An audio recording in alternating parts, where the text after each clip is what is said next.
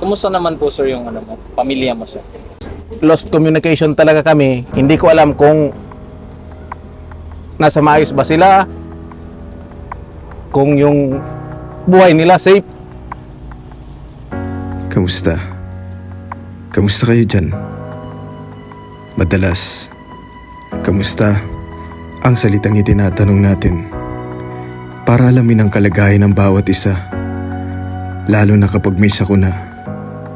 At minsan, nakaliligta nating itanong kung kamusta rin ang ating mga rescuer. Kumusta ka po?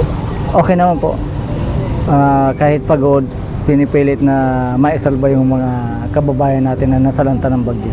Masasabi ko ngayon na nasa maayos naman akong kalagayan kahit mahirap yung pinagdaanan.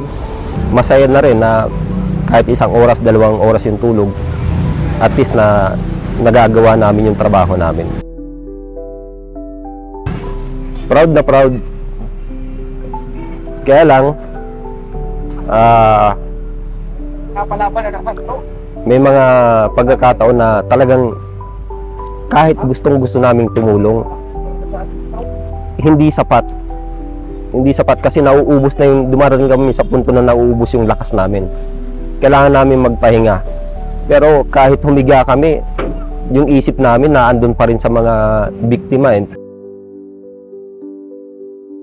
Doon, yung unang gabi pa lang is yung babaeng buntis na tinulungan namin doon sa may barangay Mabolo, kung saan grabing lakas ng current ng tubig.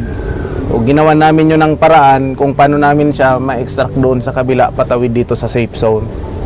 Yun yung ano doon. Kasi doon pa lang sa may lugar na yun, hanggang dibdib na ang tubig. Kaya nahirapan kami doon kasi kasabay ng umaagos na tubig na malakas, kasabay din doon yung mga sasakyan na inaanod, tricycle, mga pedicab at kung ano-ano pang debris.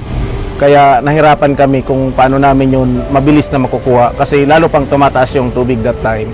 Pinipilit namin na ikarga muna yung mga, i-load muna yung mga bata, yung mga baby, kasi sila yung pinaka-priority namin eh. Kaya lang, nadudurog yung puso ko kapag naikarga na namin yung mga bata tapos may madadaanan pa kami na nangangailangan ng tulong na bata. Hindi sapat yung effort na, parang hindi sapat yung effort na nagagawa namin kasi nga yung fiber boat na dala namin is sapat lang pa, may limited lang yung karga. Masakit.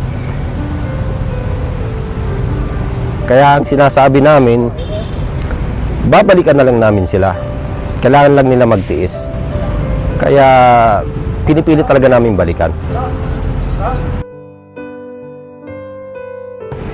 Nakausap ko sila, okay naman sila, safe naman sila. Kaya extra mile yun na lakas para sa akin. Yung lakas ng current, kailangan talaga yung lakas ng pangangatawan para malabanan yung baha na sinusulong po namin.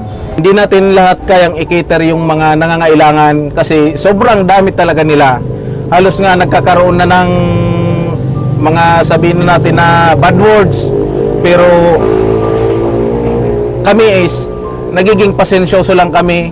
Importante ang buhay dito. Kaya sa tuwing nakakaano kami ng may namatay doon, masama din sa loob namin. Kasi hindi namin naabutan, hindi namin naagapan ang buhay na yun.